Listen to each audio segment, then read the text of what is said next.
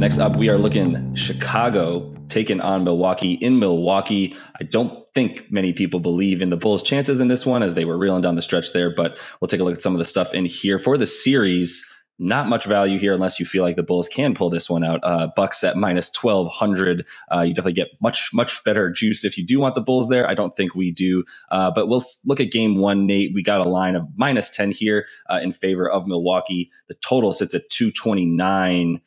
Not really sure how I feel about either, to be honest, right now, but maybe we have some ways that we can bet this one. What are you looking at here, Nate?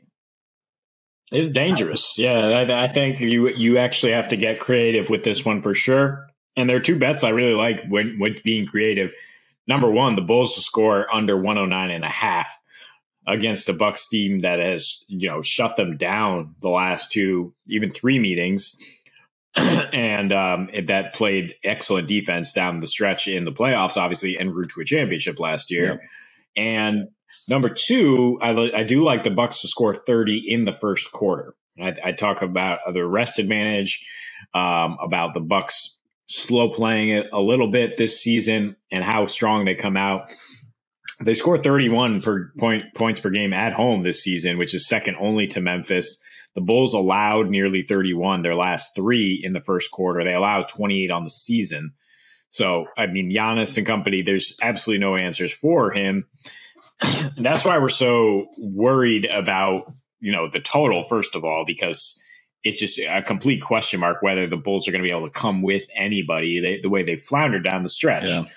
Their last 14 on the road, they averaged 108.5 points per game. They hit just about 9 threes per game, one of the worst 3-point shooting teams out there. And the Bucks obviously allow the highest percentage of their points off threes. So if you can't beat them from deep, it's very hard to beat this team. They don't send you to the line. They don't allow much at the rim. And DeRozan, as good as he is, can't just carry you to 110 points with his mid-range shots. The Bulls, it's pretty predictable that they're going to lose. I've now failed, I think 20 of their last 22, they failed to win as underdogs leading up to that meaningless game against the Wolves at the end of the season that they pulled out. Their last 14 on the road, they went 3-13 against the spread. All three of those covers at the end against Cleveland, Washington, and Minnesota, again, when Minnesota did not care about the result. Yeah. So they're very predictable in terms of they have not been able to play with good teams. They have not been able to play with the top teams in their division. And they're 13-8. They're 13-8-1 to the under as road dogs. 7-15 against the spread as road dogs. Again, only winning 5 of those games. And then 12-3-1 to the under in division games, failing to hit that by 14 points per game. That's more on them than it is on the Bucks. And that's why we're a little concerned about the total, but do like the Bucks. Certainly, I just don't know if I like them to win by double digits guaranteed in the first game of the series. Just like them to come out hot. You win that first quarter. Yeah. Looking at first half lines, first quarter lines, and score at least 30 points in that opening frame, and then hold the Bulls down below 109. Because like I mentioned, the entire playoffs in 2021, 10-1 straight up, covered in 7 of their last 8. That's what I was getting at. 7-3 to the under, 100 defensive rating, allowed 99.5 points, and just 10.5 3-pointers at 29%. So, yeah, there's not much that gives me confidence in the Bulls scoring on this team, and that's why I would go with the under on their team total rather than the under on the game. Interesting. Yeah, I mean, it kind of sounds like you're saying that you think the Bucks are going to blow out the Bulls in game one, but neither of us are like, oh, great, there's value on a 10.5 point spread, which might even go up until by the time we get to game time, depending on who's betting it. I don't think there's going to be too many sharps betting the Bulls at 10 points. I think there might be some more casuals coming in and betting on the Bucks and saying, yeah, they're going to win by 12, 15, 20 points. And that casual might be correct, but I think the safest and best bet is yeah, maybe under on the Bulls. The thing is I also kind of like under on a 120 total for the Bucks. Just, in terms of what they've done against the Bulls this season. They put up one in the 120s twice. In fact, in their last two matchups versus them. And you look at Giannis and what he did in those games, he wasn't even really super crucial, which is wild because in the first two games, he went off for an average of about 32 points a game. Then in their last two against Chicago, he just averaged about 20 points a game in that time frame, 21 points a game. The Bucks still handled them completely easily. Honestly, I mean, in the very first game, it was a 94-90 weird game in January. Kind of felt like it was a doldrumsy game, if you will, already. But leading into the All-Star break, the rest of these games, they were super potent on offense. Were the Bucks all over the court, even though Giannis did, like I said, not even really wasn't super needed. There is no matchup for him on the other team. On the Bucks, right? Or excuse me, on the Bulls, like we know Vooch is not any matchup for him at this point. And now that they have Brook Lopez back, this is the team that was in the playoffs last season, except for they know they can do it. They're not wondering if they can win a championship. We're not wondering if Giannis is going to be a liability down the stretch anymore, not just from the free throw line where he's much better towards the end of this season, but also in terms of him not, forcing the matter at the end of games, figuring out that he is better off ball with Drew and Chris Middleton handling the ball and him just playing off of it, getting those lobs, getting 50 points in a closeout game and the finals. I mean, we know what this team is about. So I think, look, if you wanted to figure out a way to bet this game with them, I do think there's a blowout factor that you need to be worried about.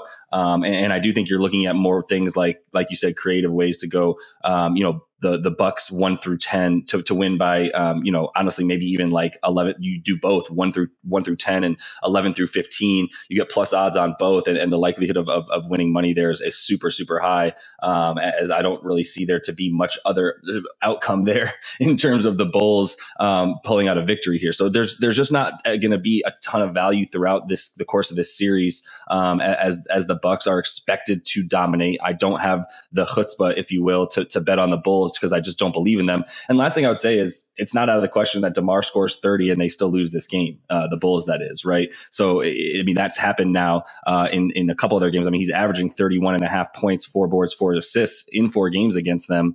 He did have one stinker there, if you want to call a 21-point game a stinker, where he did shoot 1 of 5 from 3, and that was another blowout loss for the Bulls. But in all the other games, he's super competitive with super great splits, and not someone that the Bucks seem to handle that easily. So you could still get DeRozan at his player prop at 27.5 points, about even money there, minus 105, and feel good about that, even if you feel like they're still going to get blown out. And you can get him to average over 26.5 for the series at about minus 120. I do like that as well. I like Giannis to pile up boards first and foremost. I mean, that's the biggest discrepancy here is the rebounding advantage for the Bucks, 100-75 in their last 2 meetings there. And that resulted in some lopsided results, as you'd expect, 28-point and a 21-point win. I mean, no rebounds, no rings. We know this. And the Bucks with Brook Lopez back, even much better. An interesting series prop. I don't know if it's still going to be available after these Saturday games go, but for Giannis to lead all first round series in rebounds per game at plus 650, I would be interested in taking that. I would take his prop for game 1 here, 12.5 rebounds. I would consider it. I mean, I'm worried about the blowout factor, but yeah, I like DeRozan to keep scoring. He's the only reason I would consider that the Bulls are going to keep this within 10 points because he could just have an amazing effort. They could slow it down enough to let him thrive in the half court, as we saw in one of their meetings when it was 94-90. Yeah. So, I mean, I agree with you. I like under 120.5 as well. So maybe I do like the under altogether at 229. I mean, it's better to lean that way in the playoffs. That's for sure. Yeah. Sure. And the last 2 Bucks games, Bucks home games against the Bulls went under. One of those because it was that 94-90 weird game, and one of those because Chicago scored just 98 points. So if any team goes under, it is going to be the Bulls, though. So I stick by that. Yeah. Under 109.5 is playoff time, and the champs are going to put the clamps on them. Yeah, and the Lonzo Caruso duo once again likely being out, at least one of them, right? And I believe you said Lonzo's day to day. So Lonzo's out. Lonzo's out. Caruso for this season. Yeah, right. That's right. Yeah, he's totally out. Caruso's the one that is banged up, kind of day to day and being monitored. Also, kind of helps you lean better, feeling better about the Chicago under, rather than the Bucks under, knowing that the Bucks aren't even going to have anybody at the top of the attack to stop them on defense. So that is all the time we have for you in this one.